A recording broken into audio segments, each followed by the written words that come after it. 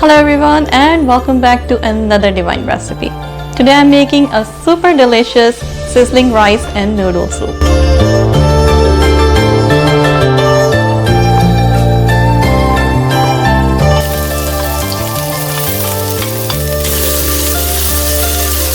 This Chinese soup is made with a flavorful chicken broth, a lot of vegetables, meat, seafood and noodles, and it is topped off with crispy toasted rice.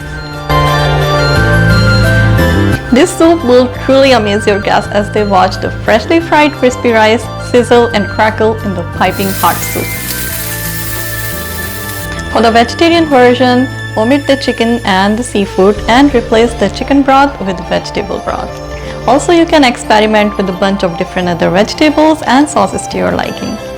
So give this recipe a try today, and once you receive great compliments, hit the like button and share this channel with your friends and family.